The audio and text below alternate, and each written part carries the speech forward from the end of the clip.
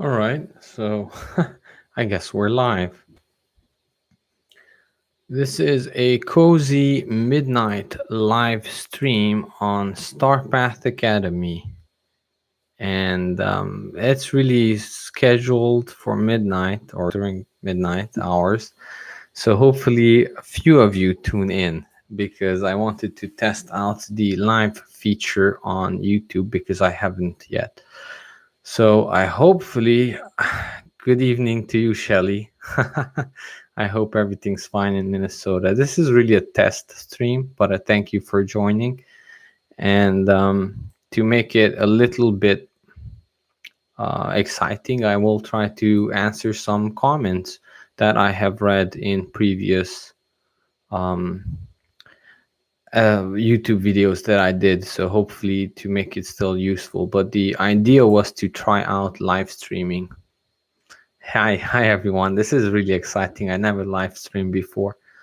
So hopefully the audio is pretty good. Let me know. Can you rate it from 1 to 5? Sound looks good. All right. Thank you. Thank you very much. So live questions are welcomed as well. I will only do it until top of the hour. So that should give us like a good 36 minutes. All right. 5 out of 5. Thank you very much. Perfect. All right. If you have any questions, don't stay up too late because of me, but Minnesota, that should be midnight as well, or close to midnight. So let me pull up some comments from previous videos in the meantime.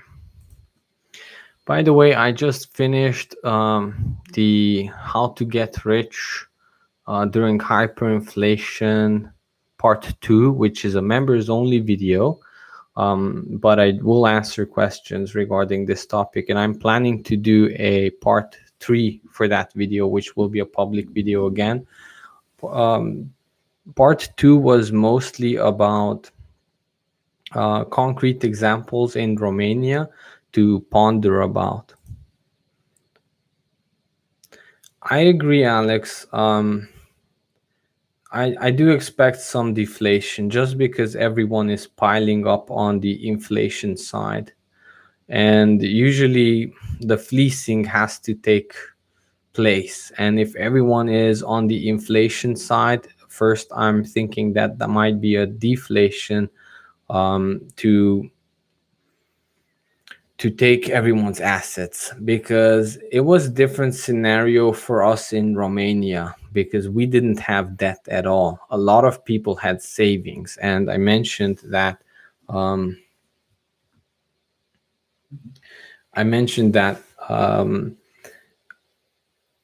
we even paid off our national debt, the international debt anyway. So the best fleecing that we could have gotten was it was a hyperinflation to kind of rob us of our savings. But I always wondered why people fear deflation. When I lived back in Romania, like, what's wrong with that? You can pick up, stuff on the cheap during a deflationary crisis. Like, why would that be such a big problem? Of course, I didn't understand that most people are in debt in the United States, right?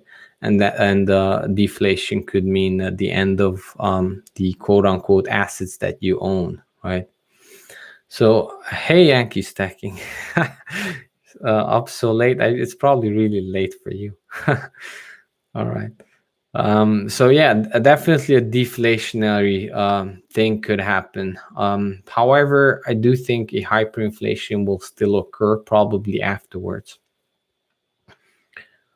Yeah, I agree. Banks stop lending, right? With what's that? Wells Fargo. I almost opened a bank account with them once. Yeah. Good night, Yankee. Thank you for checking. Thank you for checking out the channel. All right. Yeah, so Wells Fargo, what happened? It could be a sign, of what's to come. But then again, Wells Fargo also had other issues and limitations on what operations they can have. And maybe this was just, trying to play the optimist card. Well, maybe this was just the one thing that was only affected Wells Fargo. But I do see it as a sign, everything's a sign. So definitely a deflation could happen. The comic child, thank you very much. Was there drought in Romania or crop enders flood? I think we had drought right now. Well, I don't know because I haven't followed, but during hyperinflation, everything was, especially even before hyperinflation happened, everything was because of something. And it was like, oh, we had shortages because there was a drought. And, and of course there were droughts and whatever, but we had an excuse for everything, and there's a shortage in this because of that, or because of the strike that we just had, or most of the time it was foreign intervention that, or spies. And that was the craze during, especially communism. It was because of spies and other international manipulators. And to some degree it was probably right. It's not like always fair game, these international markets. But whether it was that, whether it wasn't that, we were not ready for anything, so it was just always just hurting. And then after the fact we came up with excuses why it happened, and that seems to be the pattern here in the United States as well. I'm sorry to say, but that's the truth. Yeah, so for instance, the pipeline issue and the gas shortages with the hacking, could have been a hacking for sure, absolutely. But sometimes more and more of these bad things start to happen. That's sort of a sign for me as well that, well, how come we're not prepared now, right? Maybe we should have been prepared for hacks and some other stuff. But it's just a sign that, especially when the rate of bad things happening kind of speeds up, that means like something is about to peak, right? And maybe it's just a local peak and will go on for another 2-4 years, who knows. So what's the saying where you should not wait for a market crash or something like that, or don't position yourself too early, because the markets can go on irrationally for longer than you can stay solvent. So all right, so let me read some comments. Thank you everyone for joining the live chat. Right, so I'll just start reading comments from previous videos. A lot of good comments, and I just didn't have the time to answer them lately. And I actually even stopped. I read all of them or most of them, but I noticed that YouTube was kind of censoring me, or I'm not sure how to say it. It was just my comments to some of your comments were not showing up when I was looking at it through incognito mode. So that kind of meant that maybe I'm commenting too much, or maybe I'm answering too much on my own commenters. YouTube doesn't like that for some reason. I don't know. So I stopped answering them to let it cool off a little bit. So I hope you understand my situation. So Shan says, thank you very much. There's no better teacher than experience. Your information is much needed. Thank you very much. You guys are so kind with your comments. I totally appreciate that. Who knows says, people got pets because they were bored during the pandemic. Now that people are back to work, they no longer have time for these pets. Animal shelters can't handle the amount. It's just sad, man. People are so impulsive in buying pets and just letting them all around, that are coming and are begging people to take them. Unfortunately, when I go running at the park, there's always abandoned dogs, and on the trail, people are just dumping their dogs like nothing. It's so sad, it's just society, how we got here. I'm not sure. Thank you very much, Human Vegetable. What a name. Show feet. Yeah, we'll just ignore that part. But thank you very much. You made me laugh, so thank you for the comment. Excellent. Looking forward to discussion with Maneko64. So I will have an interview with the YouTuber called Maneko64. If you know about him.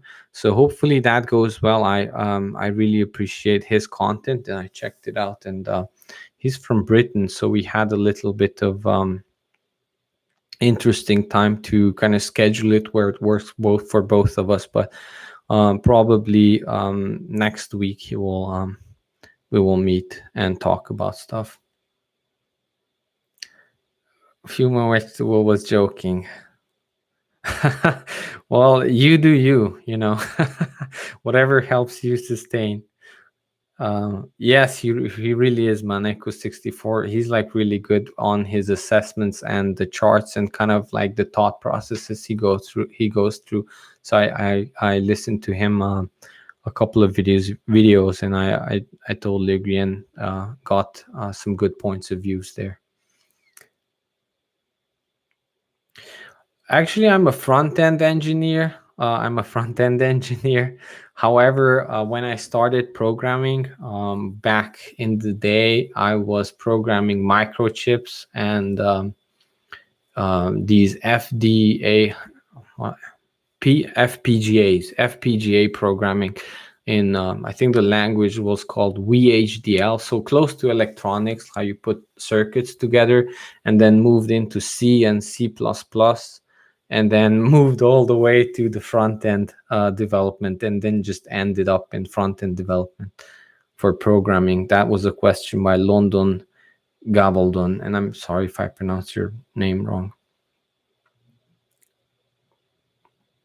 Mario is a really kind person from what I've seen, and I'm really looking forward to that interview. I have started reading Atlas Shrugged, but I haven't read the full thing. But I kind of get the idea of what's going on, and seems like a very interesting and actually possible scenario that might happen for sure. To answer Luke D. Oh, I pronounced it right, so thank you. York, PA, thank you very much for the super chat. I'm surprised so many people, especially names that I know of, you know, like York and Yankee, and so many of you found me live midnight. I thought it was going to be fun for you guys to watch a video tomorrow morning, but I didn't. I would have thought like maybe one or two of you will tune in, and that would be our little secret. But it looks like more people are joining in. So live is more fun than I thought. Maybe I should do it more, or maybe an Ask Me Anything, longer Ask Me Anything. Well, this is sort of that anyway. So if you can ask, then I'll read it. Especially there's only 41 of you, so. Right, New Zealand 5:30. Wow. Okay. Oh, it's PM. Okay, it's pretty good.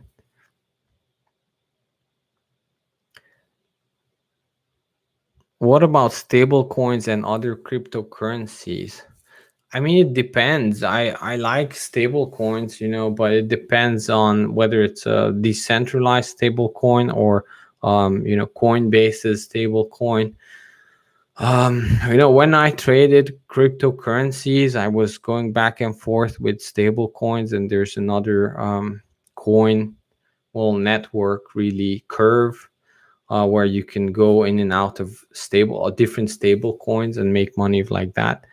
I really don't know if they're. I mean, it's probably good, but I would really like to interview someone who has been in the crypto space for as more time than me, and what his experiences and what his opinions are. But I think they are very opinionated in the sense that they are very pro all the time, and sometimes that kind of shadows what reality could be, you know. But I would like to hear some experienced traders about cryptocurrencies. But my opinion about just cryptocurrencies is that the time frame that we have used it is not lengthy enough. It's not like it doesn't have historical points of how it performed during, you know, a deflationary crash or a hyperinflationary scenario or something like that. So we don't really have a good history of how they could perform. right? So I don't think anyone could predict that, but I would like to see some speculations, and I'm definitely for the crypto space for the technology part. I'm excited about that part. However, I wouldn't bet the farm on cryptos that they will perform really good in a hyperinflationary scenario, if that is a global hyperinflationary scenario. I think in a local hyperinflationary scenario that we saw in Lebanon and in Venezuela, I think they work just great, because they provide you to to a global market where hyperinflation is not happening. So you owning crypto, you're actually owning part of the market where there's no hyperinflation, right? And you can trade with those people whose economy is doing just great. So you're actually staying in the quote unquote sidelines in crypto. But I'm not sure how it would perform in a global depression or a global hyperinflation, because my guess is it would be closely related to stocks. Just from how they performed lately, they were very correlated to stocks. So if that would be the case, I think they would perform close to how stocks are, which is unfortunate because I don't want that. I really don't want that, but that seems to be the case. But I would really like to have a lengthy talk about someone who thinks otherwise. So let me try to catch up on some other comments. Atlas Shrugged filmed. Yeah, I'll take a look at that. Maker DAI. Mm-hmm. Yeah, I had some DAI.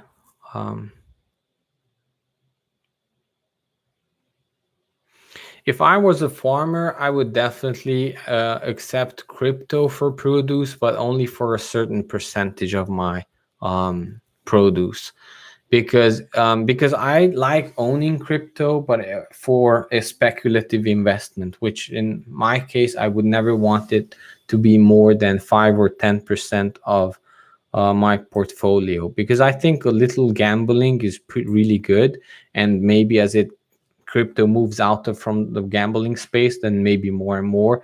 But if I would be a farmer and I would sell produce, at least for 10% of my produce, I would totally accept crypto. But I'm not sure that would be the case with some of these old timer farmers. So maybe we need to, you know, help them along the way, or explain crypto more to farmers, because there's really good opportunities for them, especially in stable coins or something like that.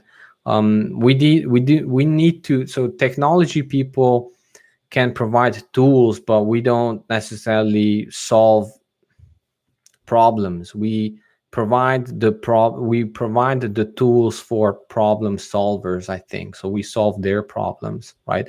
So I think we need to connect with gardeners and farmers and people who are actually in the real world with their feet on the ground, right? Comic child with his feet icon got it right this time. So feet on the ground, because we're in cyberspace and we can solve problems, but we need to connect with more people. And I think locking out middlemen and banking and that sort of stuff, there's really good possibilities there.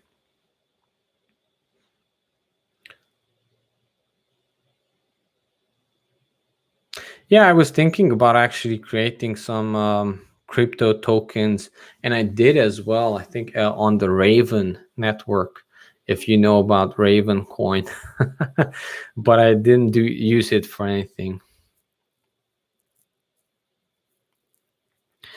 What was, I guess, because it changed, Romania's main source of income, which allowed the country to pay off its debt during the 80s? Well, energy was one thing. Just like with many communist countries, they can keep up until they have, energy. We were able to, we had some oil and coal and that sort of stuff, but there was a big push for industry.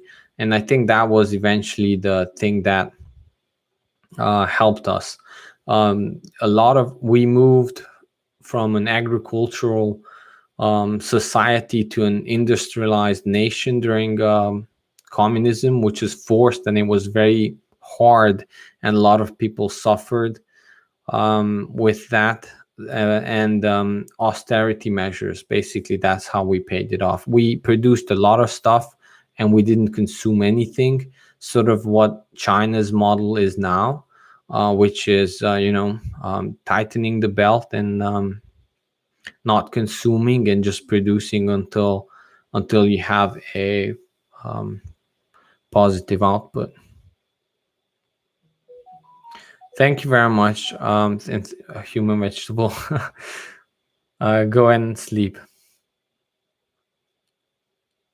Absolutely, London, Gabaldon. Crypto in 4 years has outperformed real estate. Real estate, if you look at it, is not actually such a good investment. If you take a look at like what the actual price goes up. Now, I like real estate, don't get me wrong.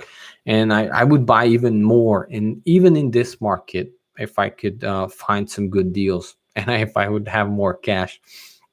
However, the issue with real estate is that it's a leveraged thing, right? You put what, an investment property, you put 25% down, right? That's just 1/4, right?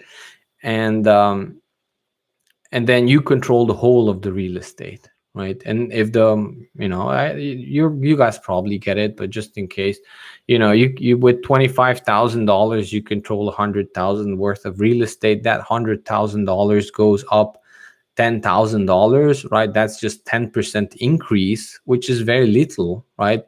But that's 10% increase on the whole amount, right? So that's $10,000 increase on your 25,000, right? So in that case, $10,000 increase on 25,000, that's actually a really good increase, right? And other than that, like the tax incentives you get with real estate, and like you can rent it, so you have some cash flow coming in, and you can take up like banks don't give you money just because you have stocks, right? You cannot use that as collateral. Or I think you can use crypto to some degree, but you can always use more houses to as collateral. So they actually, it's something real. So in that case, I think in my perspective, I want to own some real estate. But I agree with London that crypto outperformed real estate when you take it 1-to-1. Real estate actually went down in price compared to gold or crypto. So if you were staying in the sidelines in crypto or gold, then real estate was getting cheaper too.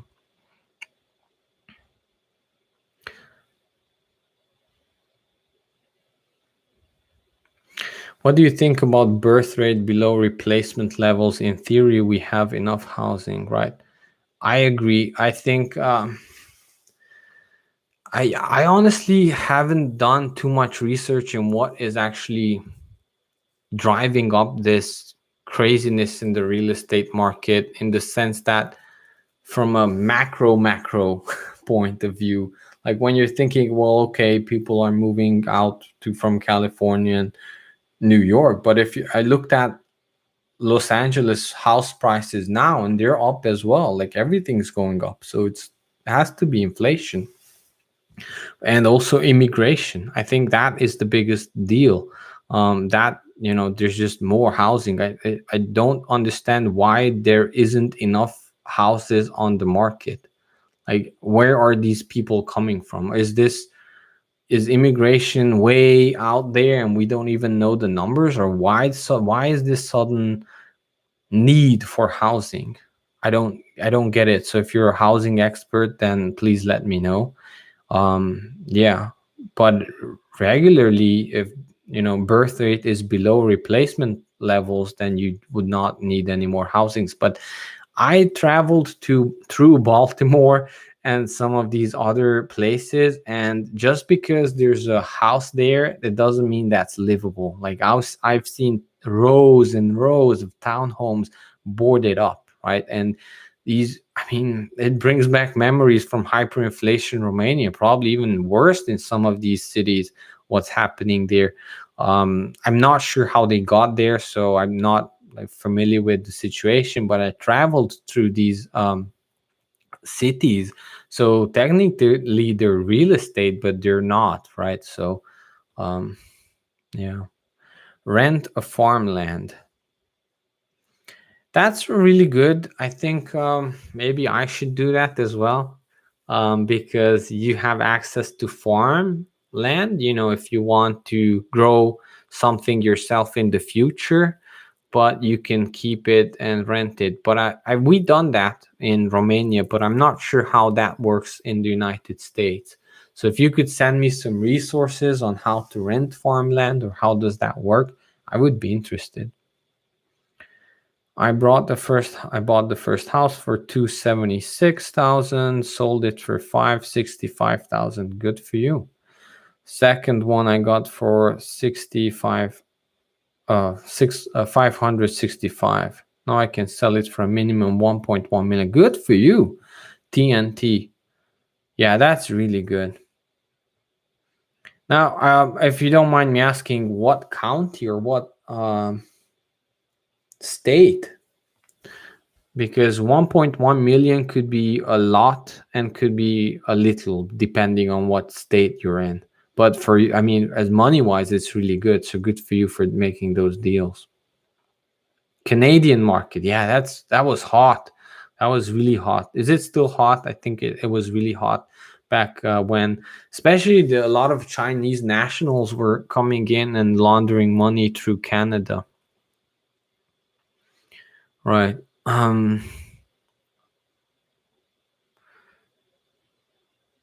All right. So, and did you say borders or state property lines move and are redefined in recent hyperinflation? I could see this happening in California as the state is already buying houses at BlackRock. Jason, so when I mentioned that, I did mention that that was because of the Second World War. So prior to the Second World War, hyperinflation happened in Hungary and in Romania, the hyperinflation of the pengu, but actually some political action followed, right? And if you think about the Second World War, it was, some could say that it was directly or indirectly caused by the hyperinflation, what happened to the Weimar Republic and some other countries like Hungary with its pengu. So I did mention this, and they did move. Like Transylvania got from from Hungary to Romania, Czechoslovakia. There's borders moved around in Europe a lot, and then my grandfather first had the hyperinflation of the Hungarian currency of the pengu, then the Romanian currency of the first, or I think it was the second lei, if you look at the very long history of the Romanian lei, and then he eventually passed away. But my dad had the pengu inflation, the Romanian currency inflation, and the new lei or the third lei Romanian inflation during the 80s. So my dad went through, I think, 3 hyperinflations. And they do move. So when some of these big problems occur, a lot of people politically get riled up, and you could say for good reasons or bad reasons, but they do tend to act politically. Fringe political movements can become mainstream political movements overnight, and borders do change, so expect that. Yeah, I'm not too familiar with, I do know California almost split in 2 or something like that. There was a vote, or they were trying to get the vote. BlackRock and these huge entities, well, it makes sense for them to buy up housing because they're hedging against inflation, right? So as much as we don't want them to do it, if it makes sense for them to do it and we allow for them to get these cheap loans from from the Fed. Like, what did you expect, right? It's just sad to see that it's happening. Jack says Baltimore is the way it is because of the people occupying those neighborhoods. Well, I think political situations as well, but definitely like the people voted for those political entities, I should say. So I lived in Los Angeles, and I walked a lot. I didn't have a car. I lived on minimum wage, and I biked a lot. Eventually, I bought a bike, and I biked everywhere in Los Angeles. And I went through some of these rougher neighborhoods where I would like pedal faster, I should say. I just pedaled really fast and not looked right or left. It just went straight. But at some point, it hit me that these were could have been such nice neighborhoods. Like the palm trees were there, the weather was the same, the roads were still there. So why were they so cheap, and why were they so bad compared to 4 streets north of it, right? Or avenues or whatever. So of course it's the people, it's the mentality of the people, I should say. And sometimes it's left on them from parents, like that poverty mentality. When it hits some people, it hits them hard, and that was the case for Romania as well. So when a couple of generations go through severe poverty, that is passed down to generations. Very hard to get out. Like if you experienced prosperity and you lived in very prosperous times most of your life, you have a hard time understanding. But I understand like how hard it was to get out of that mentality of my grandparents and parents, that not every rich people is evil, and that sort of stuff, and basic minimal stuff. But it's like a whole belief system that comes through you. And a good movie that I liked was this movie with the two Texan brothers robbing banks. Do you know the title of that? We'll see if someone can pull up the title. I know, but let's see if you guys know what I'm talking about. Wow, a lot of questions. I'm not sure if I can get through them all in 5 minutes. So maybe we'll go an extra 10 minutes. Let me just go faster on these questions. Thank you for all your comments. You guys are amazing. So the movie with two Texan brothers robbing banks and washing their money through casinos. Let me see if you guys know the name. Weimar houses were used as a hedge against hyperinflation. Increased property value also mean increased land taxes. Yeah, taxes can go crazy. It really depends. Housing is location, and government, I should say. The question is if suburbs are viable if oil goes higher. Yeah, good question. It would need a whole video to answer, but I should note that down. I'll come back and note these down. Large investment buying real estate for more than asking price, driving out little guy. I agree, Joanna. See, it's very hard to acquire property in these scenarios because money is cheaper for them than for you. So housing and anything that you can purchase with money is cheaper for them for you, and it's something that we need to think about. Why are commodity stocks going down if inflation is going up? Well, I think commodities will go up. I have no fear of that. It's just you have to hold it through periods, and these periods could be very long. Commodity stock. Oh, commodity stocks. Yeah, stocks, and so it's some people, and even I fall into this trap that, hey, I want to own land, but I can't right now, so I buy an ETF, an agricultural ETF, and then the agricultural ETF is not doing as well as the actual land or actual agricultural stuff, because you're really just buying paper. It's like paper gold. Owning stuff on the stock market is not actually owning stuff. You have to know that eventually. Mathieu, it's French.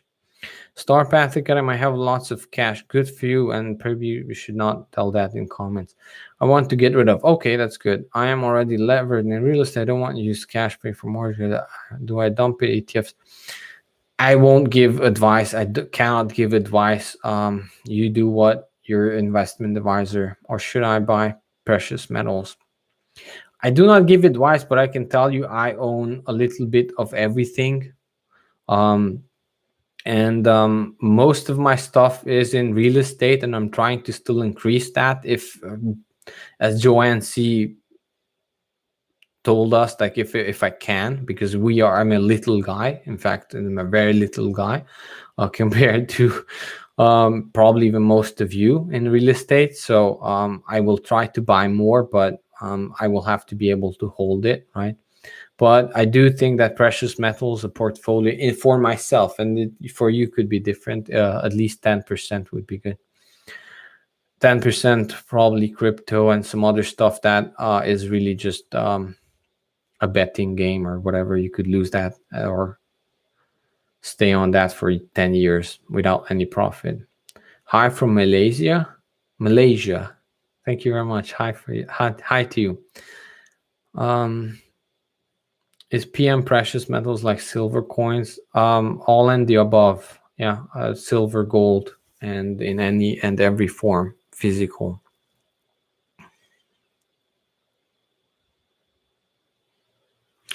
Jack got it right. It's Hell or High Water. It's one of my favorite movies, by the way. So going back to that movie, Hell or High Water, there's a really good line in there where he tells you that poverty is like a disease passed down from generation to generation. And if you're coming from a very poor family, then you know what I'm talking about. I sure know. Shinjin also knows Hell or High Water. Zeitgeist, no, it was Hell or High Water. One of my very favorite movies of all time. Luke, the most real estate has limited lifespan where I live. Bad quality. I agree. You have to swap your real estate. It's just zones are changing, demographics are changing, everything's changing. It's location, and government, but everything changes. So you have to move your portfolio. Well, many people camp in the jungle to live on. Good question. Mask-free society. Crash has literally begun. I think so too, but it's a slow crash. Good morning from Belgium. I love Belgium. Your chocolate and your diamonds. Good morning to you. Finland waves hello. Such an international audience. I love it. Of course, America is the best, but you guys rock too. Just gotta stir the pot a little bit. Finland waves hello. Finland. I love Finland for their good security locks. Do you know any good locks? Their padlocks are really good. Everyone and their brother, sister, cousin wants real estate. Yeah, I know. That's kind of so. Dickie Dunn says everyone and their brother, sister, cousins wants real estate. They do. That's kind of scares me too. But looks like the big guys are still buying, so maybe they will pick it up. I don't know. Which crop is best during those times? I mean, it depends. Just staple foods like potato, corn, that sort of stuff. Like during hyperinflation, you don't necessarily care about the caviar, right? You care something that you can store easily. It fills your stomach fast, and you can also trade, so it's divisible, right? It's not like fish. Well, fish we actually trade it to some degree. So for us, it was potato, corn, grain, sunflower seeds. We actually grew sunflower seeds. By the way, thank you very much for the super chat. But your question was so good, I immediately got into it. Mi Nguyen. I hope that I pronounced that right. So actually, we grew sunflower seeds because we could bring that to the mill and get sunflower seed oil for it. and we would trade that. We would sell the oil of sunflower seeds. So that was good for us, but actually sunflower seeds for us wasn't that good because the climate that we lived in the part of Romania, sort of like the inner between the mountains, was not very good for sunflower seeds, but it was perfect for potatoes. So you have to count that in, you know. Or do you live in Florida or do you live in Idaho? It's totally different. So you have to count that in. But what works best for your region and what you can grow efficiently, because we tried many things, but we were not as efficient in growing many other things. But potatoes worked out really well for us. Radishes, that, yes, it was like that. That was good. Radishes, we grew onions as well. So onions was big, and it's easy to store. Anything that you can store in a root cellar without electricity, it was a win usually for us. I hope that answered that. Like, I should probably make a bigger list, but maybe you'll understand like why I'm trying to. Turnips, radishes, actually, yes, it was. Never lose buying near the beach. Hi from Romania. And I think it's morning in Romania, right? So bună dimineața. Winter fresh. The comic child. They grew in 22 days without water. So I think they're okay. Yeah, you can. There's, I mean, farming now with hydroponics and all these equipments and the know-how is very different than what we had. Like, I would want to grow microgreens now. I just, for the nutrient, you could sell it. People love it. I'm not sure if it would be really good during hyperinflation because it does have like cost to it, and I'm not sure if you can store it very well. But that's what I would go for right now.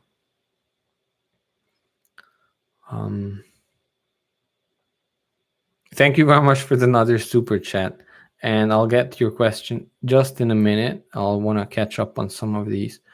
You're right. You should not mention I have lots of cash. Well, I mean, you just told that you're going to spend it. So tomorrow you will probably not have any of that.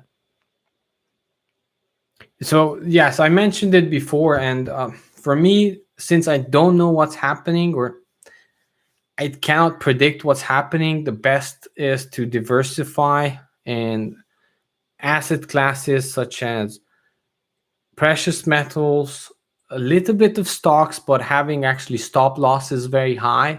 So if it drops even a little bit, I'm out. Hopefully I can get out and I don't have too much. A little bit of stocks. I can share my stock portfolio, but even like stocks is not too big. My biggest chunk is real estate. I will still want to grow it, but I want to pick the market, and I don't buy just blindly real estate or rates on the stock market. I want to own actual houses in markets that I pick, and then cash to be able to, and debt, and cash to be able to service the debt, because I'm thinking eventually debt mostly in real estate and fixed rate debt, and hopefully for your company to purchase real estate, not personal debt. I don't have any personal debt. I would want to stay away from any other debt that is not a performing asset, right? Wow, it's getting hot. Too many questions. Okay, so what bartering items were valuable? Right. Well, the biggest bartering was your skills and your time. So I know there's a lot of these things, and it's different per culture. So to answer me, Nguyen, you have to let me know how to pronounce your name. The biggest thing to barter what we did was actually our time and our service to others and other family members, because eventually you'll be able to get potatoes and oil and alcohol, which was probably number one bartering physical item. But the biggest bartering thing was you helping X amount of hours in raising that shed, and then they provide food for you, and they kind of note it up like how much you worked, or how much you worked, and you get a chicken at the end of the live chicken at the end of the day, and you go home. and then a couple of months later or a couple of weeks later, they will come back and help you with fixing your toilet or something like that. And you would try to keep tabs in some way, but that was actually the best bartering, because eventually you'll be able to get potatoes and alcohol and so on, but you will need help fixing stuff that you don't have skills for, or you need manual labor, and cash will be trash. And you won't always have enough physical stuff to pay the other person. So that, for bartering, that was the biggest deal, that you helped others and others helped you. So that's why, like, very first thing you should have is connections, because if you have connections, you can live through many really bad times.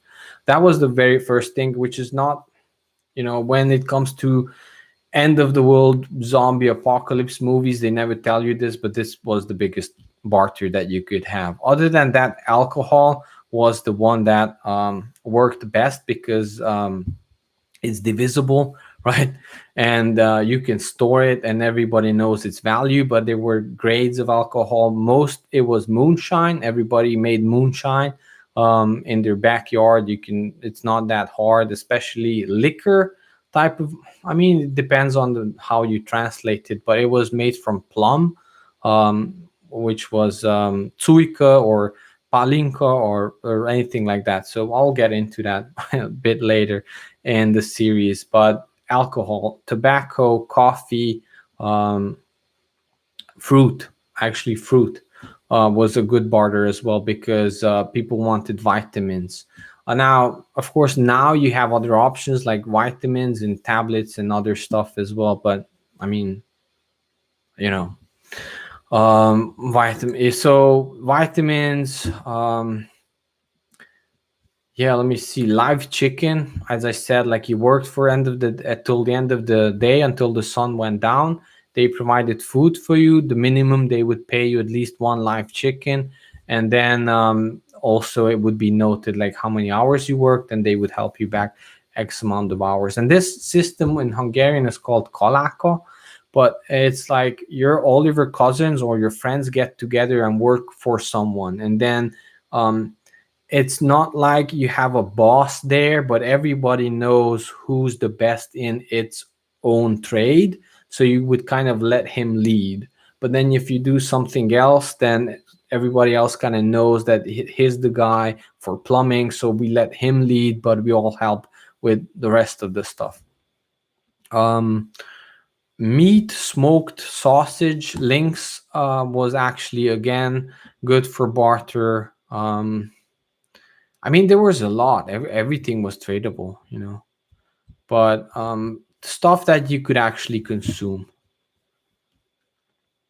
And gold and silver was never really used for barter, because, well, first, we didn't have any, and second, those would be appreciating, and you would want to keep that for emergency or something like that. But I can imagine, especially in the United States, if a lot of people would have silver, especially, and it would be a divisible form, it could be used to barter with people who you don't trust, because they at least recognize silver's value, hopefully. But barter is always easier to do with people you trust. So it was big with small town communities. Barter didn't really work in big cities, and most people would want to get out of big cities during the hyperinflation.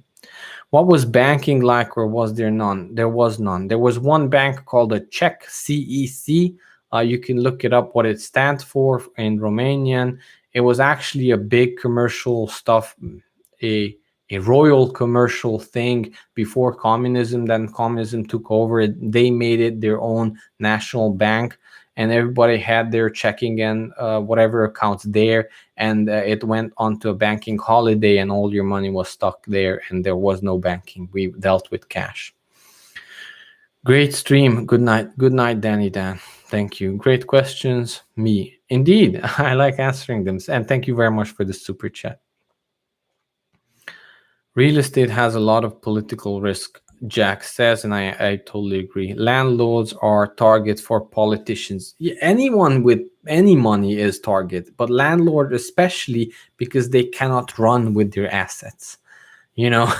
So they know where the house is and they can take it, right? It is what it is.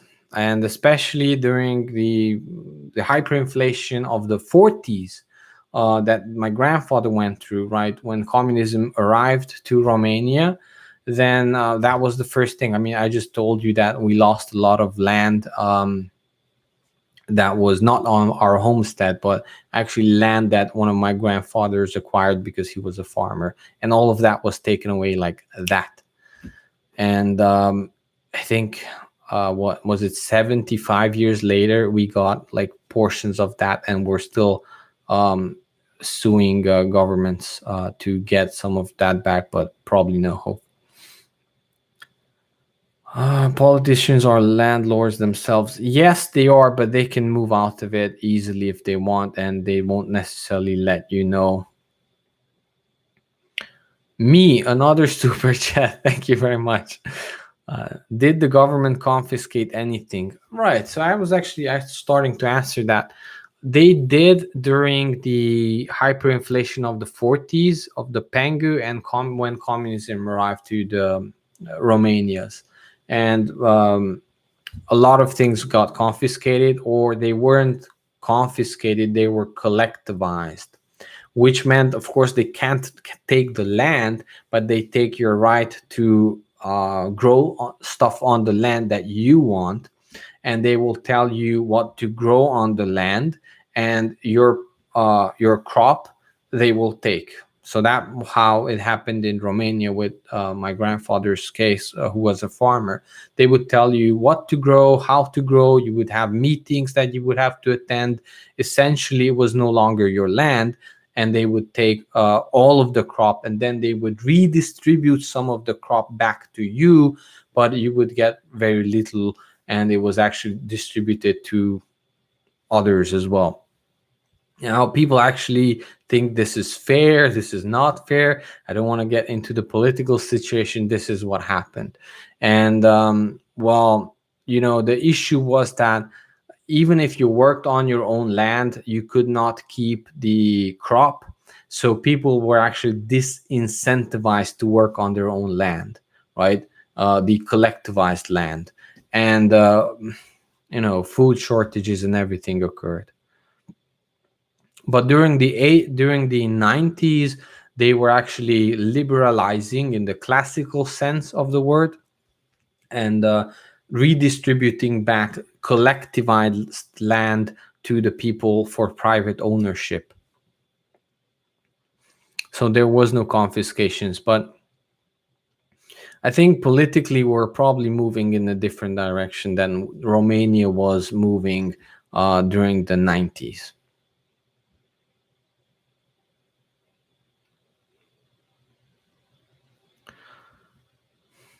Let me see if I probably missed some comments, so sorry, but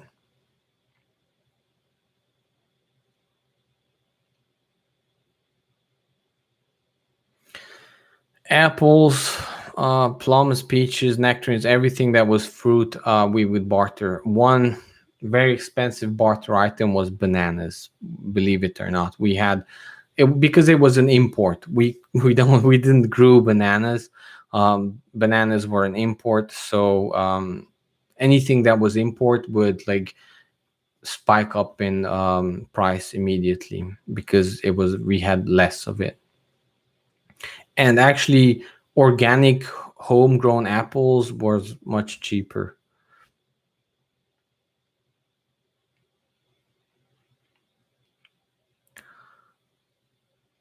Transportation of people and products. Transportation kind of died. I mean, just because a lot of people couldn't afford gas, and we would carpool. Like multiple families would get packed into a car, and we would go out and work on our farm, and then come back after the weekend was over, and we would actually save up for gas money during the week.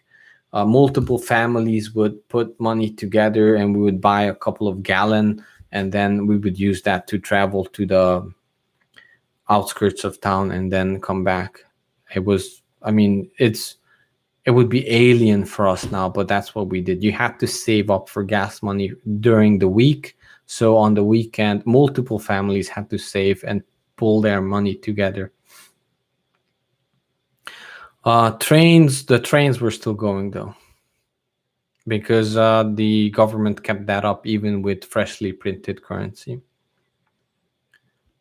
Was a ham radio operator useful? I bet it would have been useful, but we just didn't have any. I mean, we were very poor already going into hyperinflation as a country because of austerity measures during communism and so on.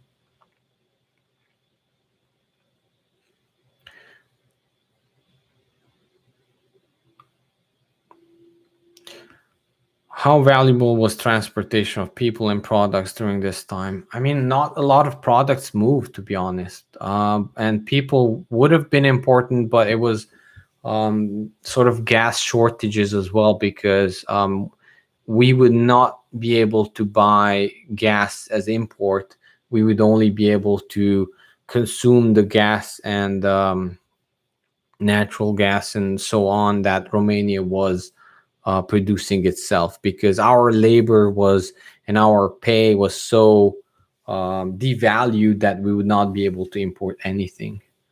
So it would have been important, but a lot of really bad condition buses were used, and trains were kept up.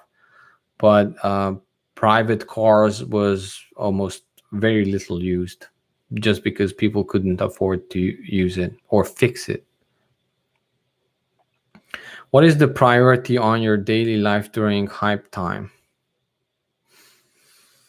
Yeah.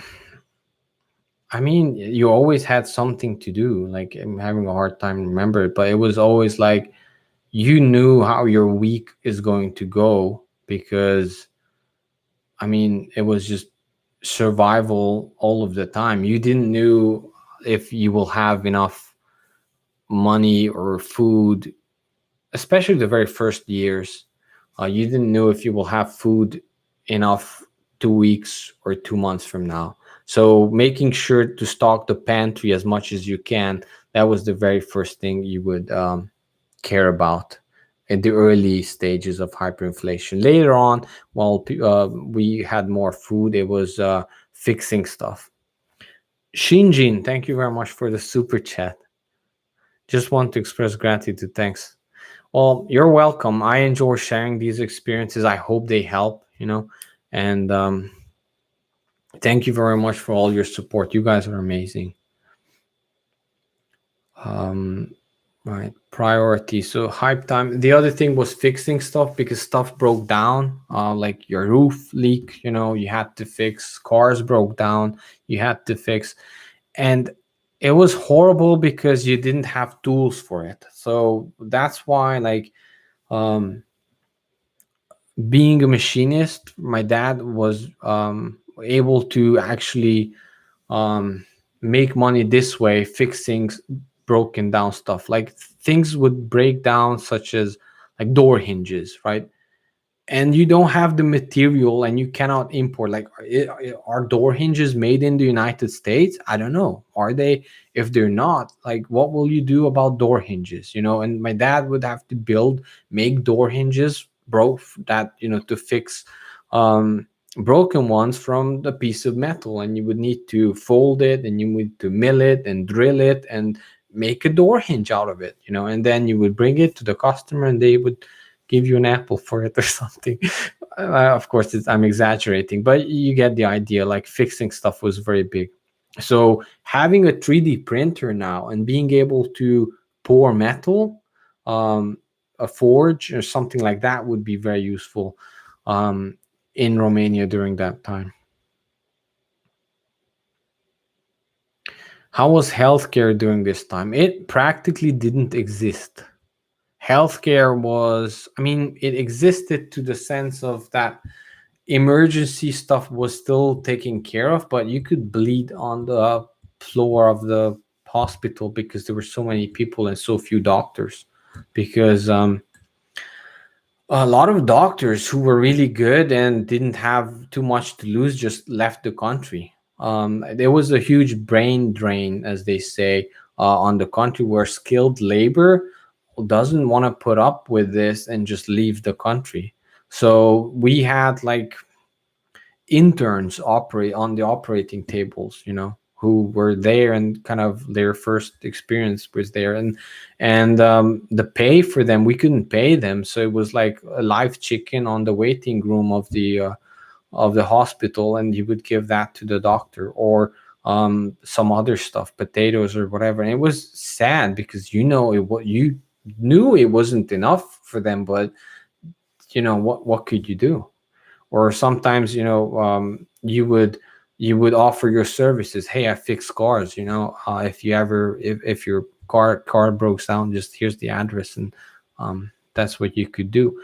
But you would not even go to the doctors, because the lines was so bad that you would stitch up yourself. Like my dad used to do that all the time, because he worked and he cut himself. And yeah, he would, or my mom would stitch him up. And we had like alcohol and some other stuff to disinfect. And you would watch out for if there's like an inflation or something, like a darker um, stripe, or whatever you call it. Like, I have to translate everything.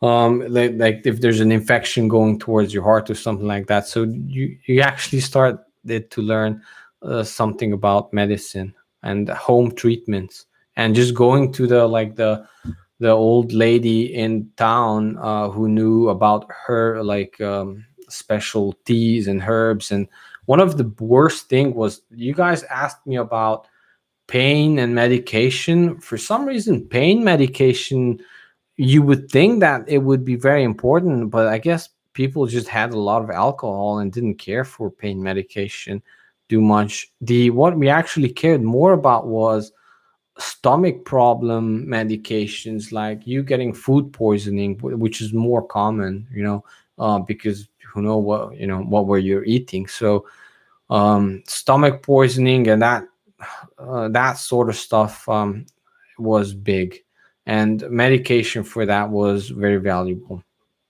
But then again, we well, especially we drank moonshine. Like, before you would eat, if you would drink moonshine, a couple of little shots, because the theory was that it would disinfect something or whatever, so you could eat, um, and you would have no issues. And to be honest, whether it was placebo or not, I think it worked.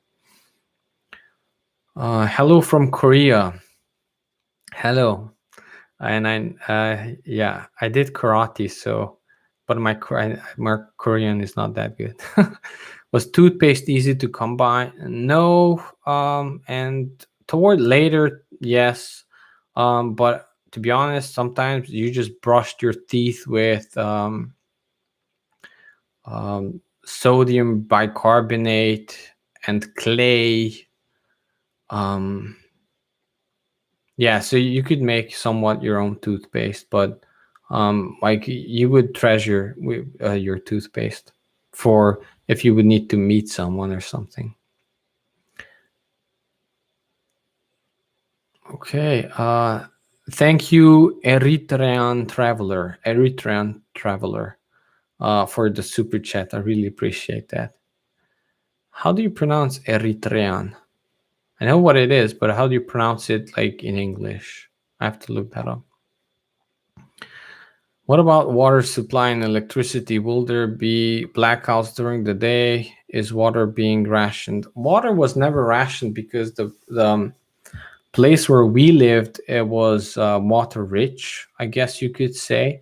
Electricity, we had rolling blackouts for sure, but governments try to keep electricity up as much as possible. You would think that we would have bigger issues with electricity, but I think that's the breaking point. If electricity and water goes out, it's civil war at that point. So the governments would go above and beyond to make first nationalize these services, and then pay for them with freshly printed currency, even if they had to keep it up, because that would be the end of them.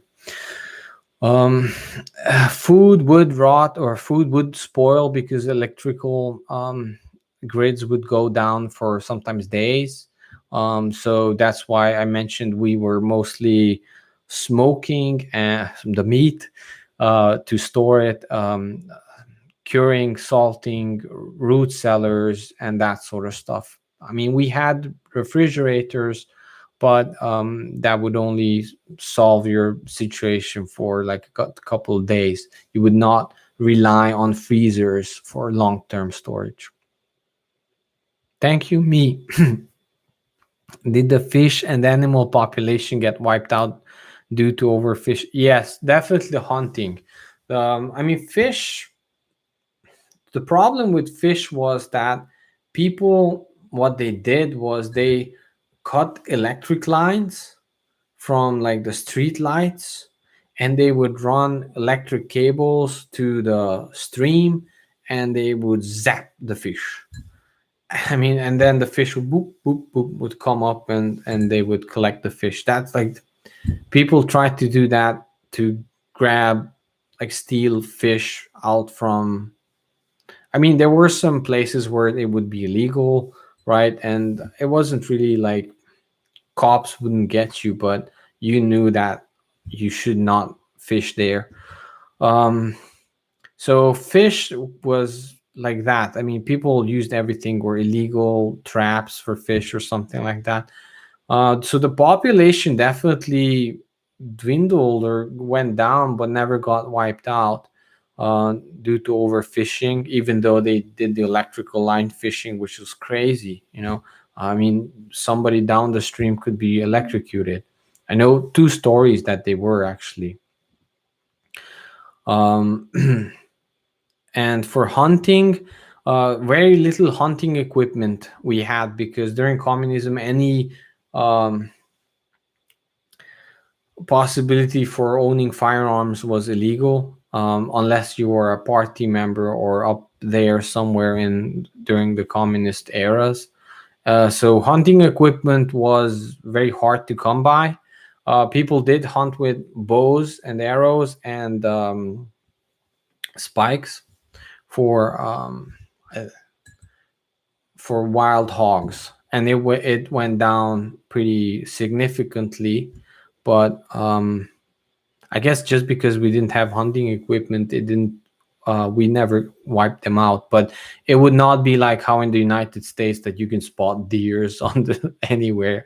No, no, it went really down. You would like, yeah, um, yeah. Even like the fact that we didn't have hunting equipment, people used other ways for hunting, and the numbers went down significantly. You could not provide for your family just by hunting. No, definitely not. Hunting wild hogs was probably your best bet. If you had land and you grew like corn or whatever, and you would know that the pigs would come and you could trap them or catch them or hunt them with spears. However, eh, at some point it's just better to start planting crops and tomatoes and onions and potatoes than to rely on that, because you would probably starve at some point. Yeah, they do. I think fish, you get better, like if you can fish and some places where to fish, that's probably more sustainable. Thank you for the question and for the super chat. For Romania, why do you think they finally stopped using the printing machine for money? Because they stole everything. They had their game, and they were done. They had their cheap labor force now. They stole everything that could be stolen from the purchasing power, and it was done. It was game over. They won. To be honest, that's how it works. It's a transfer of wealth, and there was no more wealth to be stolen from the general people. And at that point, there's okay, let's start this economy. We have this really cheap labor force that we can now exploit for the next 20 years. and then another cycle starts. But at some point they could not even steal anymore because we would just stop using currency, right? Texan in Korea. All right, that must be interesting. I lived in Koreatown, by the way, in Los Angeles, and I really enjoyed it there. I think it's the best place in Los Angeles. I mean, I went back there to travel, and I really enjoy it to this day. The food is amazing, the people are nice, and I always liked how well dressed the Korean people are in Los Angeles. Probably they couldn't afford paper. Yeah. Well, they couldn't afford paper for toilet paper, so note to self, buy a moonshine still and learn. Yes, I honestly think that if it's legal for you to do it where you are, you have to be crazy not to do moonshine, or at least get to know how and have the stuff to eventually produce moonshine. Um, Now you have to watch out because a lot of people who did moonshine ended up consuming it themselves and ruined their lives. But just like the knowledge, the know-how, I think it's a good skill to have. Canning is not as easy as it seems. I agree. We're still practicing. I mean, we have generations of women in our family, both on my side and on my wife's side, who did canning for long, long periods of time. So they know a lot, and I just help them, but I honestly don't know too much about them. Me, another question. Was faith in God lost? Hmm. Thank you very much for the super chat. Very good questions. I like how you're approaching it from totally different angles. Um, Actually, it was gained. I think a lot of faith was gained because a lot of people went back to church, and it was two different reasons. One was, well, I think Romanians in general was God-fearing people even during communism, to the point where, well, communism is generally a atheist economic or political, right? I don't even know what to call it. Framework, probably, right? It's not just economics, it's not just political, it's like its own thing. um, and it's atheistic, right? It doesn't want you to have anything above the state. That's how most totalitarian stuff is, not just communism. um, so they would want to like, they didn't like that people were practicing religion during communism, and they would do everything and anything to stop that when communism came to Romania during the 50s. But eventually they had to give up because it was too strong.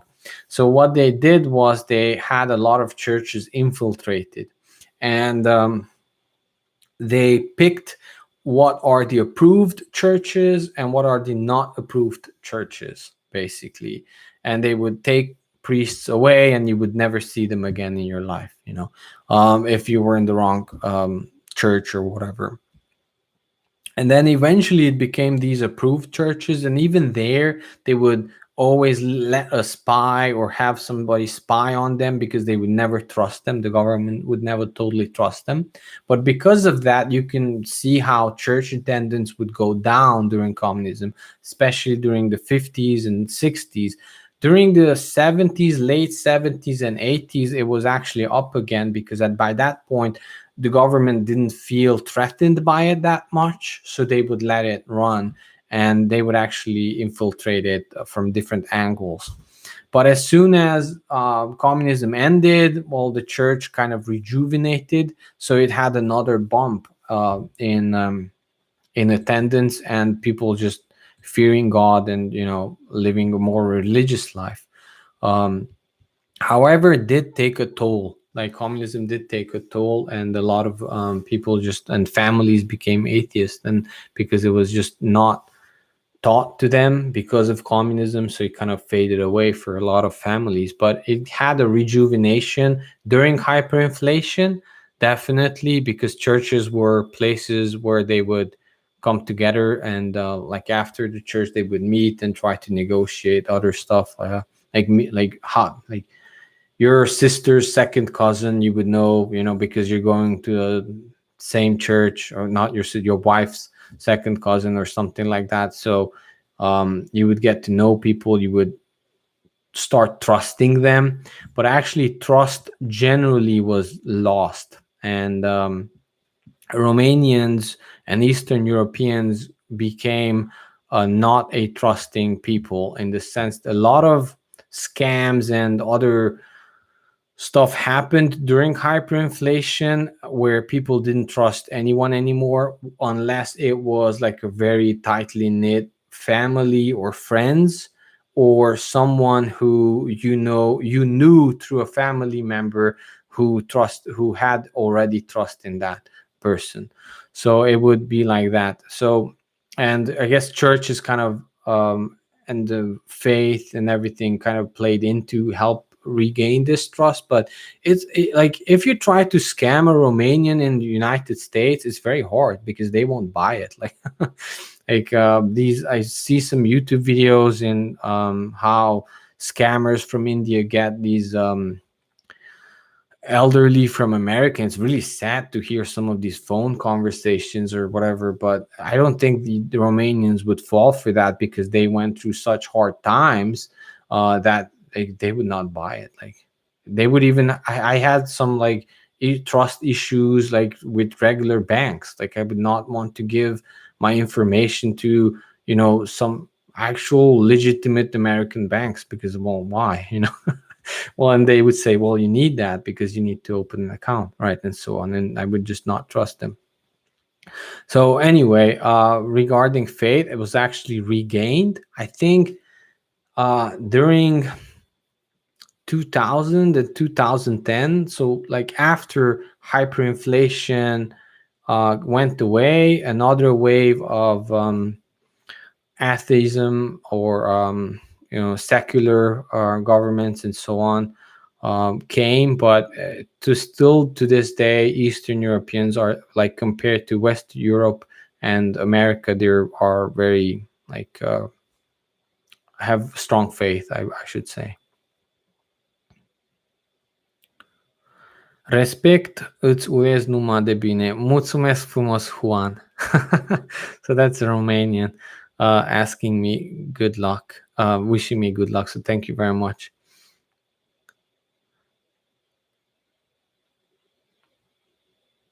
Do you feel the advance of technology will overcome all this in short period?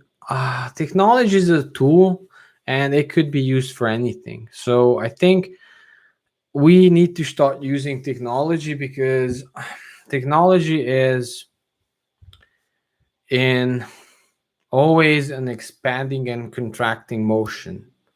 We're expanding technology, and a lot of decentralized things start to appear. Then it contracts, and it contracts into a global or a centralized solution that becomes the norm, right? And this is not just Bitcoin, it could be anything. Like it could be like email providers, right? There would be, first, when it comes, you would actually run your own email server on your Linux machine, and everybody would have their own emails, right? But then, and that's the expansion part, and it's the boom part. And then it suddenly contracts, because now you start not trusting email or email providers, or there's a lot of scams going on. So you need that filtering, or you need that more specialized service. And then Yahoo and AOL or Google or whatever, then it contracts, and then these massive big corporations consume all of this technology and make huge profits, and the actual pioneers get left behind, and they don't always profit from it unless they were a startup funded by a huge corporation already. So it's very hard for them. So it's always a expansion and contraction motion, and it's always a decentralized to centralized, decentralized to centralized. And these could be 20 years, 10 years. There's mini cycles within cycles. If you know Tannenbaum, if you read some of his books or some of his lectures, I attended a lecture from Tannenbaum, and we talked about this in the University of Petromayor in Romania. And he was telling this story about expansion and contraction of technology. About like as a front end engineer, I was asking about browsers, like how browsers used to be this thing that the server just serves something for you and you see it, to becoming actually almost as like um, operating systems that run JavaScript and Angular, and all of these technologies appear. And we were having a conversation about that. So technology, you have to use it, and then you can use it for what you want, or in this contraction situation, they will let you know how they want to use it, how they want you to use it. So it's not a promise of solving anything unless you personally or a bunch of you get together and solve the problem that you want to solve. Another super chat. Thank you very much, me. What types of crimes were prevalent? The biggest one was stealing. That was just the biggest one because I mean, some people had to resort to it for survival. It's just, especially those very first few months or years, because think about, you're living in an apartment, and you don't have farmland, you don't have food, you maybe have food for a couple of months, which was actually like norm. It's not the norm now, but it used to be the norm because we had austerity measures. We had even blackouts, even during communism. So people had a good pantry for a couple of months. We had it for a year, right? A year's worth of canned goods and other stuff in normal times, you know. But after that kind of goes away, and you still don't have your garden, or you still don't have your farm, a lot of people just resorted to stealing stuff and selling it and bartering it away for food. And I'm assuming other stuff as well, and probably some were professional, but regular, especially elderly people who didn't, who pensions went away real fast, who had to resort for that. You know, so it was kind of sad. Stealing was the biggest one, and trying to scam people with financial products was another thing. And actually, a lot of people fell for it. It's Ponzi schemes. I would say people were falling for insurance or Ponzi schemes. Murder was very low because there was really not, like, nobody had a lot of stuff that would be worthwhile to commit such an egregious crime.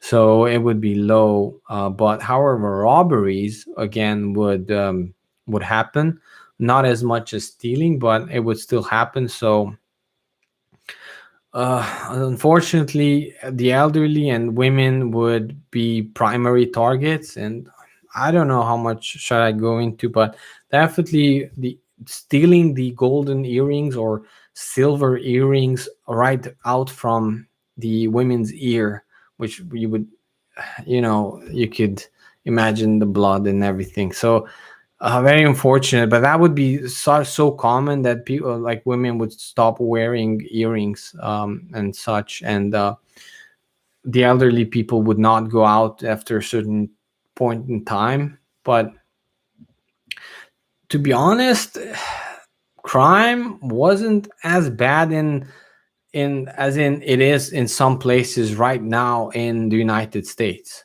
So um, it's like it was bad for us, but it's in a big city, of course, it's always worse because there's just no way how to for you to live in a big city during hyperinflation unless you are working your butt off all day, every day, day and night, and trading your skill for something, for food.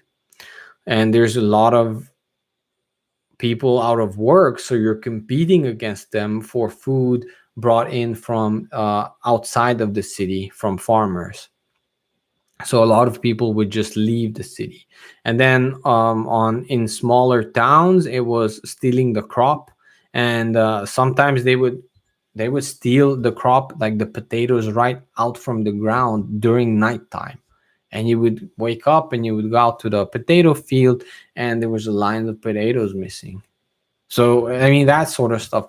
So my dad made locks and repaired locks.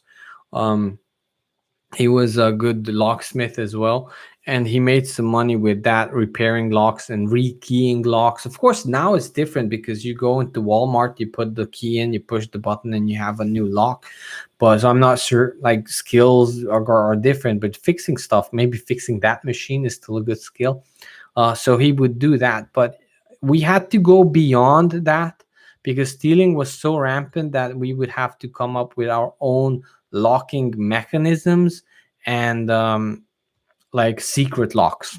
Basically, magnetic driven secret locks and string. You pull a string and some other lock opens. We would put that on people's um, storage places that were under these communist concrete blocks or buildings that had a these bunkers or nuclear shelters that were later on turned into storage places, and they were sectioned and they had like metal doors and so on, and people would ask for like secret locks on that because if it would be just a padlock, they would cut that, or they would like we had eventually purchased a storage unit that we used, and they went right through the concrete.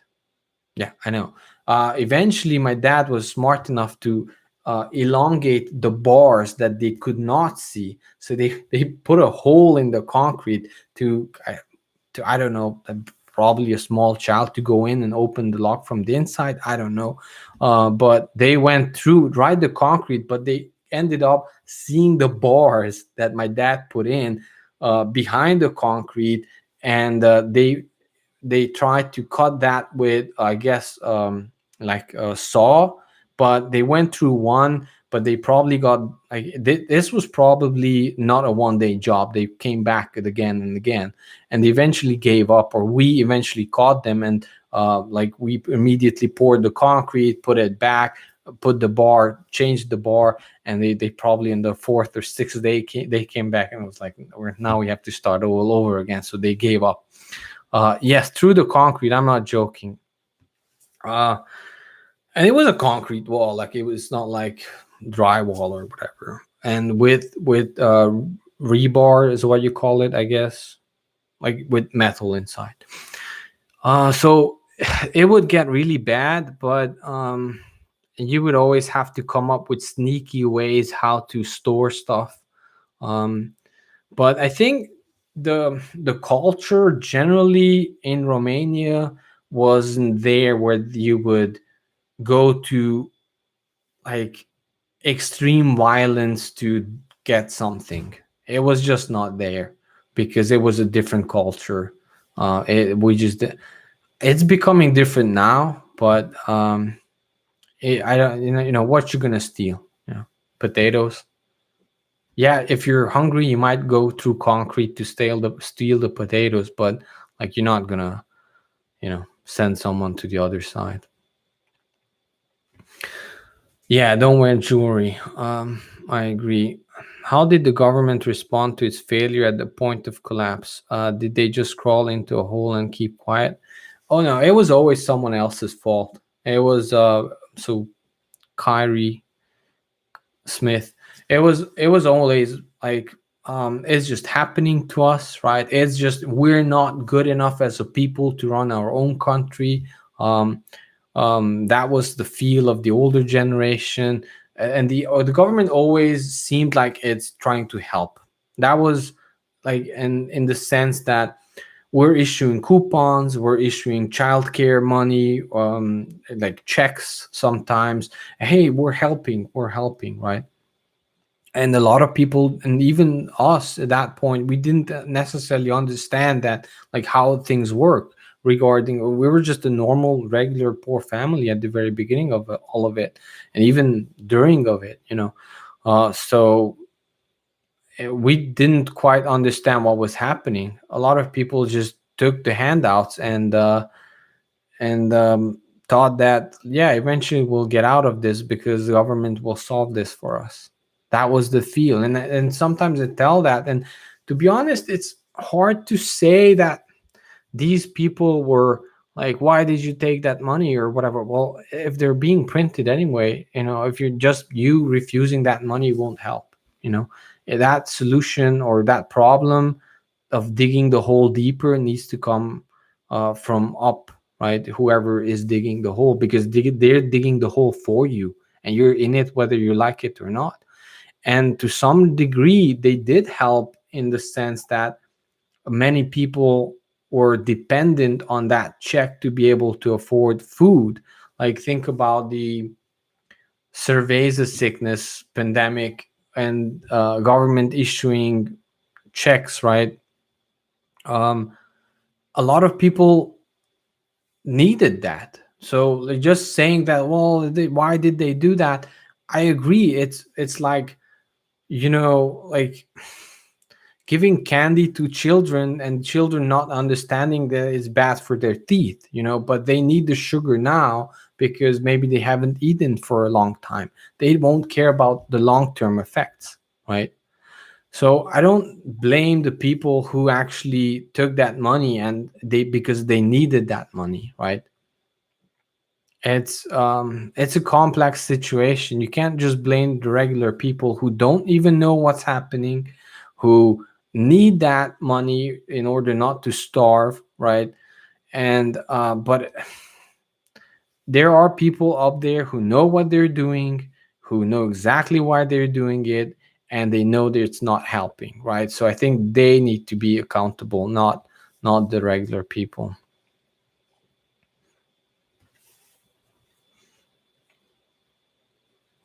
Good morning, bună dimineața, Bucharest. Bucharest, I should say in English. Good night. Thanks for sharing the experience. Thank you very much as well. And thanks for all the super chats and good questions. I mean, you guys with the super chats and all the questions like kept this video going from from half an hour to 1.5 hours. So I'll be, let's just give it another 6 minutes and that's it. So let me read through some of these questions real quick. Let me see if I missed a few. I probably missed a few, so I'm sorry, you guys, but Did you face cannibalism? Serious questions. No. I know other countries during hyperinflation did, especially when it occurs during wartime, but it wasn't the case for us. Thank the Lord. However, pets and other stuff, it's different. Me, Nugan, your questions are riveting. Your donations are awesome. Thank you very much indeed.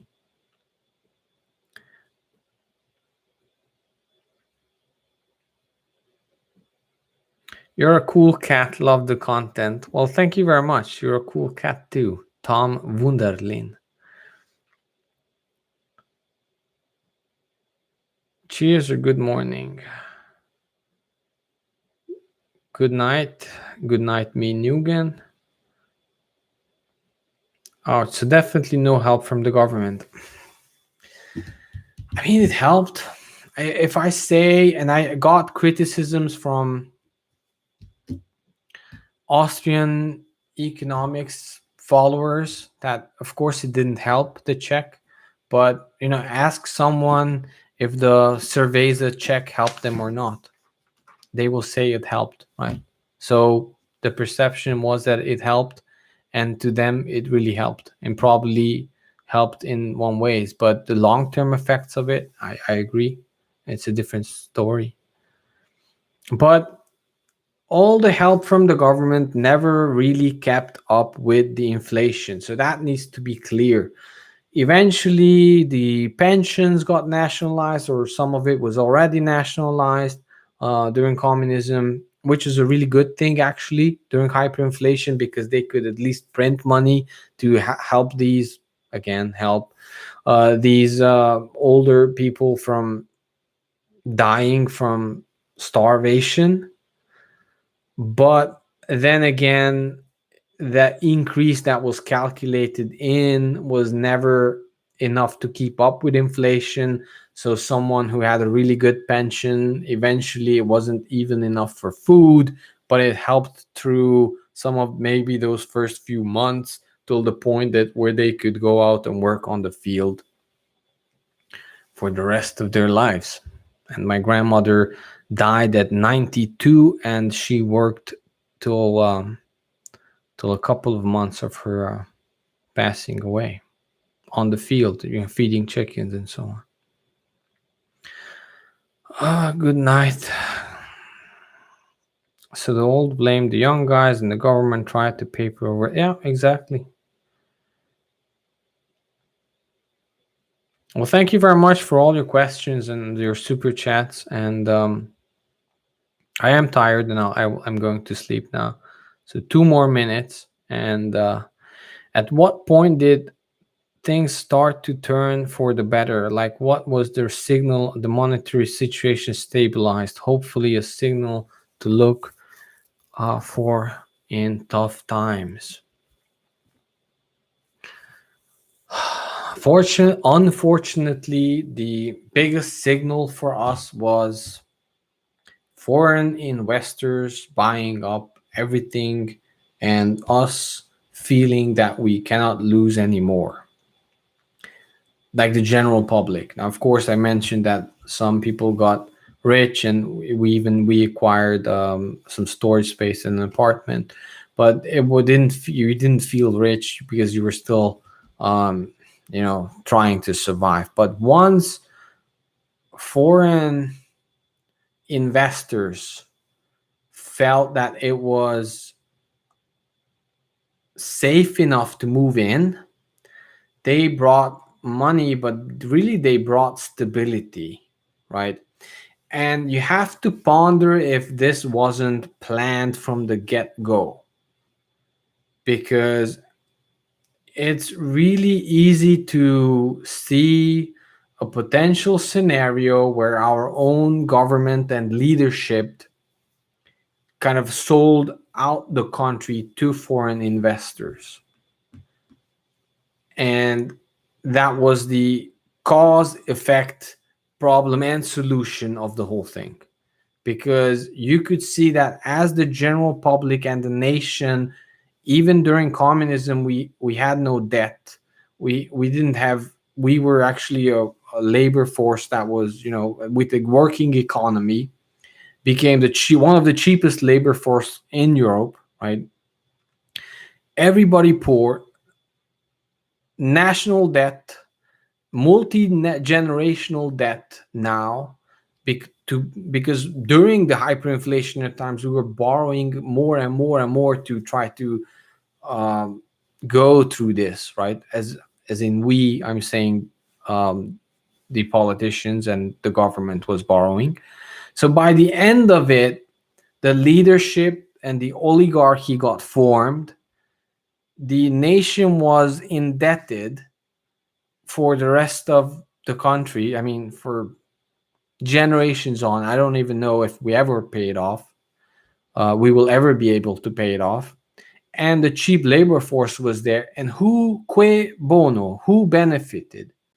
The government, higher ups, and foreign investors. And to think that, well, a storm came and destroyed everything, but the foreign investors, the big capitalists from Western Europe and America even benefited, and our own government officials benefited, and no one else did. And this was a complete happened, it was just by chance. You can definitely believe that, but maybe you need to think about more, so that's when it stopped, when it was more beneficial for everyone who benefited to actually start the economy going, and let's get that cheap labor force working again, because now we can exploit them that way. So as bad as communism was, regarding the freedoms that we did not have, whatever came afterwards was we were like during the capitalization that happened, or international predatory capitalization that happened, we were starting from way deeper in the hole than where we were during communism. And that's the general perspective of the folk who lived, and we can talk about like, well, that's not really happened, and you can read books, and history is written by people, right? So but the general perception of a normal folk was this, and you can agree with this and you cannot agree with this. That's totally fine, and I'm always interested in your opinion, so that's fine. Guys, I have to leave now. Thank you very much. Let's just random 2 more questions. Okay, of course it was just like the revolution. What do you think of South Africa and the riots? I haven't looked at international stuff lately because I was trying to get into Zen mode. So I'll look it up. I don't know too much about South Africa and what's happening there right now. Is America going down the same path? It certainly seems that way. It certainly seems that way. And the rant that I just had, you can probably pick the actors now in a more modern, globalized world. The power creates the markets, so the profit with their own thoughts. Either up market, down market, they can't lose. Yeah, I agree. South Africa went from first world to third world overnight. Was it overnight? Was it overnight? Maybe the markets went overnight, but I'm sorry, South Africa. I mean, I think it was third world a while back. It just floated on air. And I really like the South Africans, but it's my opinion, and you can change it and we can argue.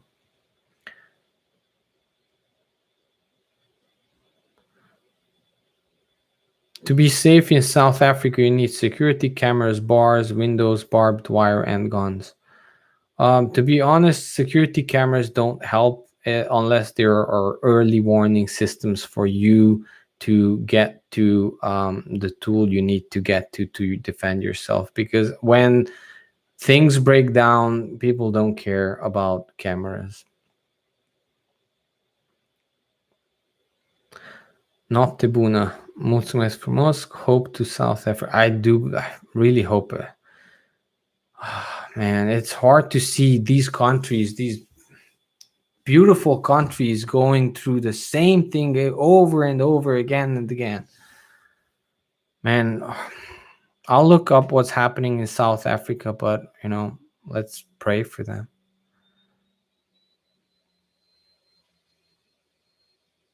All right. Thank you very much. It was really nice hanging out with you. And I really enjoyed it. And let's talk again next time. So thank you very much.